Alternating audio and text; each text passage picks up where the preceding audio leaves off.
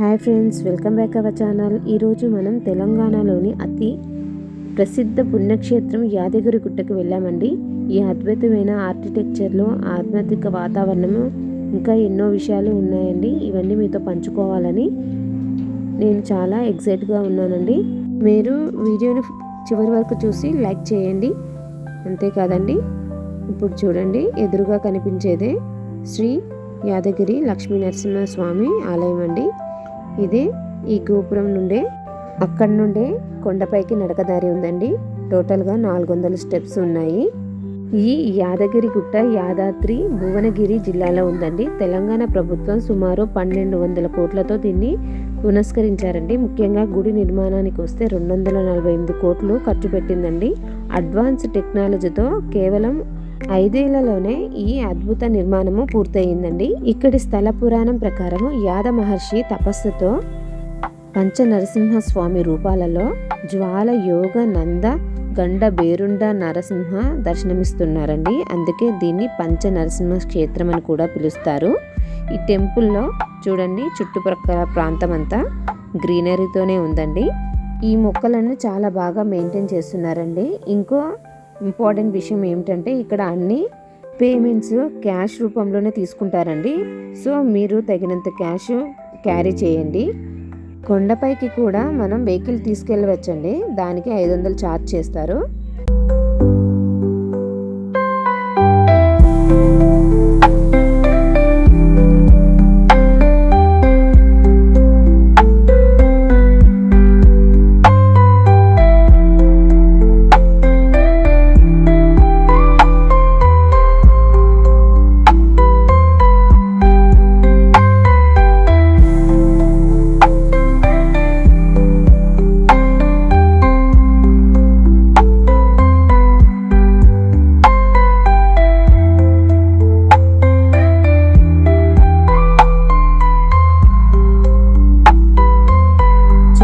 కదండి, ఇదే ఎంట్రన్స్ అండి. ఎంత అద్భుతంగా ఉందో చూసారా.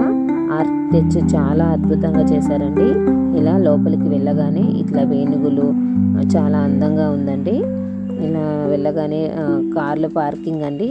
ఇలా కార్ పార్క్ చేసుకొని దేవుణ్ణి దర్శించుకోవాలని బ్రేక్ దర్శనం అండి. 9 to 10 ఈ టైం దాటితే మళ్ళీ ఈవినింగే ఉంటుందండి. అందుకే త్వరగా మేము వెళ్ళి టికెట్ కోసం స్పెషల్ దర్శనం టికెట్ తీసుకోవాలన్నవారు ఇటు సైడ్ నుండి టెంపుల్లోకి వెళ్ళాలండి. అలాగే బ్రేక్ దర్శనం తీసుకున్నవారు డైరెక్ట్గా టెంపుల్ ఎంట్రీ వరకు వెళ్ళొచ్చండి. బ్రేక్ దర్శనానికి టైమింగ్స్ ఉంటాయండి. సో మేము ఆ టైమింగ్స్ వరకు అందుకోవాలని త్వరగా వెళ్తున్నామండి, టికెట్స్ అయిపోతాయని. అంతేకాదండి, గర్భగుడి దగ్గర దాకా వెళ్తాం కదా, ఖచ్చితంగా పంచెలు కూడా కట్టుకోవాలంట అండి. ఇది మస్ట్ అండ్ షుడ్. లేకపోతే బ్రేక్ దర్శనానికి నాట్ అలౌడ్ అండి. మనము బ్రేక్ దర్శనానికి 300 టికెట్ తీసుకున్నా కూడా పంచెలు లేకపోతే రానివ్వరండి.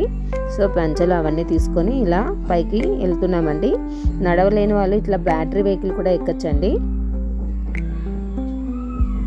ఇలా బ్యాటరీ వెహికల్ అప్ డౌన్ వెళ్తూ ఉంటుంది. ఇది ఫ్రీ అండి, ఛార్జ్ ఏం తీసుకోరండి. ఇలా నిదానంగా పైకి ఎక్కేసామండి. ఎక్కాక అక్కడ వాతావరణం చాలా బాగుందండి. మేము ఎర్లీ మార్నింగే వచ్చాము. సో చల్లని వాతావరణంలో గుడి మాత్రము చాలా అద్భుతంగా ఉందండి. నేను ఇది 2వ సారి అండి చూడడము. నాకు మాత్రం చాలా బాగా నచ్చింది. చూడండి, వైకుంఠ ఏకాదశి నుండి భక్తులు ఇంకా ఎక్కువ మంది ఉన్నారండి. ఎందుకంటే వైకుంఠ ద్వారము ఇంకా ఉంటుంది. టెంపుల్ ఆర్కిటెక్చర్ గురించి వస్తే పల్లవ, చోళ, కాకతీయ, విజయనగర శైలులు సమ్మేళనం అండి. ప్రతి శిల్పం చాలా అద్భుతంగా ఉంది. ఈస్ట్ వెస్ట్ గోపురాలు చాలా పెద్దవిగా, సౌత్ నార్త్ గోపురాలు కొంచెం చిన్నవిగా ఉంటాయండి. ఈస్ట్ వెస్ట్ గోపురాలు పక్కన ఏనుగు శిల్పాలు ఉంటాయండి. నార్త్ వెస్ట్ గోపురాల పక్కన సింహాల శిల్పాలు చూడొచ్చండి. బాగుంటాయండి. మేము ఫోన్ నాట్ అలౌడ్ కదండి, మేము అక్కడ పెట్టేసి లోపల దర్శనం చేసుకొని బయటకు వస్తున్నామండి. లోపల స్వామివారు ఎంత అద్భుతంగా ఉన్నారంటే, మనము ఈస్ట్ గోపురం నుండి ఎంట్రీ అయ్యి స్టెప్స్ దిగి కిందికి వస్తే స్వామివారి దర్శించుకోవచ్చండి. మీరు గర్భాలయంలోకి వెళ్ళగానే స్వామివారు స్వయంభూ అండి, స్వయంగా వెలిసారు. ఎంత అందంగా ఉందంటే మాటలతో చెప్పలేనండి. అలాగే ఆ గుడి మొత్తం శిల్పాలతో చాలా అందంగా అలంకరించారండి.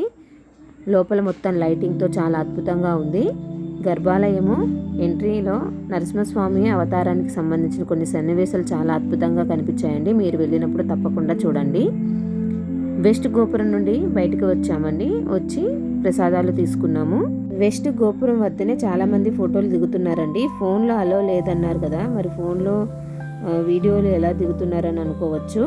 ఎక్కడైతే మొబైల్స్ ఇచ్చామో అక్కడికే వెళ్ళి మళ్ళీ మొబైల్స్ తెచ్చుకున్నామండి. మొబైల్స్ తెచ్చుకొని వీడియోస్ అన్నీ దిగాము. అంతేకాదు ఈ టెంపుల్ బయట ప్రాంగణంలో ఫోటోలు కానీ వీడియోలు కానీ ఎలాంటి అబ్జెక్షన్ ఉండదండి. ఎలాగైనా ఫొటోస్ దిగచ్చు. అక్కడ మాత్రం ఎవరు ఏమన్నారు. ఇలా మేము ప్రసాదాలు తిని మళ్ళీ బయటికి వచ్చామండి. గుడి మాత్రం చాలా అద్భుతంగా ఉందండి. ఈ గుడి నిర్మాణానికి కేవలం బ్లాక్ స్టోన్ని మాత్రమే ఉపయోగించారంటండి. ఈ బ్లాక్ స్టోన్ని కృష్ణశిల అంటారు. ఈ స్టోన్ని మొత్తం ఒక్కటే ప్లేస్ నుండి తెప్పించి ఈ గుడిని నిర్మించారు. చాలా టెంపుల్లో 3-4 రకాల స్టోన్ని యూజ్ చేస్తారు, కానీ ఒకటే స్టోన్ని యూజ్ చేసిన నిర్మించిన అతిపెద్ద టెంపుల్ ఇదే. అలాగే ఈ రాళ్ళ మధ్యలో కూడా సిమెంటు వాడలేదండి. పురాతన పద్ధతిలో సున్నము అలాగే అలోవెరా వేసుకొని రసాయనాలను మాత్రమే వాడారు. ఈ గుడిని పురాతన పద్ధతిలో నిర్మించినా కూడా అన్ని రకాల అడ్వాన్స్ ఫెసిలిటీస్ ఇక్కడ అవైలబుల్గా ఉన్నాయండి. అలాగే లైటింగ్ కానీ, వెంటిలేషన్ కానీ, అలాగే సెక్యూరిటీ ఇలాంటివి ఫెసిలిటీస్ అన్నీ ఇక్కడ ఉన్నాయండి. జనరల్గా ఇలాంటి నిర్మాణానికి 20 నుండి 30 సంవత్సరాలు పడుతుంది, కానీ ఇక్కడ అడ్వాన్స్ టెక్నాలజీ వల్ల ఈ గుడి కేవలం 5 సంవత్సరాలలోనే కంప్లీట్ చేశారండి. ప్రతి సంవత్సరం మార్చి నెలలో ఇక్కడ బ్రహ్మోత్సవాలు జరుగుతాయి. ఆ టైంలో కొన్ని లక్షల మంది భక్తులు ఈ టెంపుల్ని విజిట్ చేస్తారండి. ఈ వెస్ట్ గోపురం పక్కనే మనం 2 ఏనుగులు చూడవచ్చు. అలాగే వాటి పక్కన ద్వారపాలకులు. ఈ గుడిలో మొత్తం 600 విగ్రహాలు ఉన్నాయి. గర్భగుడి నుండి నరసింహస్వామి ఊరేగింపు కోసము, రథం కోసము పెద్ద మండపం కూడా ఉందండి. వెళ్ళినప్పుడు తప్పకుండా చూడండి. తర్వాత ఈ గోల్డ్ కలర్లో ఉన్న టెంపుల్ మొత్తము దాంట్లో ఫ్రీ దర్శనము భక్తులు ఉంటారండి. ఈ బ్రేక్ దర్శనము, ప్రత్యేకమైన దర్శనాలు అన్నీ అయిపోయినాక ఫ్రీ దర్శనాన్ని వదిలిపెడతారండి. ఈ ద్వారంగా వెళ్తే మనకి లడ్డు ప్రసాదం దొరుకుతుందండి. ఇటుగా వెళ్ళి లడ్డు ప్రసాదం తీసుకొని బయటికి వెళ్ళొచ్చండి.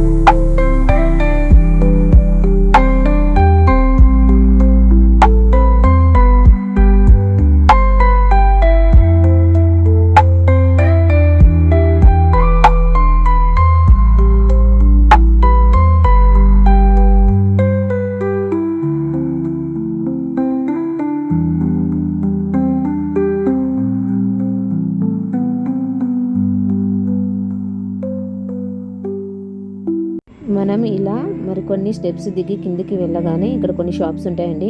ఇష్టమైన వాళ్ళు షాపింగ్ చేసుకోవచ్చు. చిలక జోష్యాలు కూడా ఉన్నాయండి, మీకు ఇష్టమైతే చూపించుకోవచ్చు. ఇలా మేము ఇక్కడ కంప్లీట్ చేసుకొని మళ్ళీ రిటర్న్లో వెళ్ళే దారిలో ఒక కొల్లనపాక దగ్గర ఒక చెరువు ఉందండి. అక్కడ మా టిఫిన్ అంతా కంప్లీట్ చేసుకున్నామండి. టిఫిన్ ఇలా బాక్స్లో తెచ్చుకున్నాము ఎర్లీ మార్నింగే. ఇలా కాసేపు ఎంజాయ్ చేసాము. ఈ వ్యూని చాలా అందంగా ఉందండి.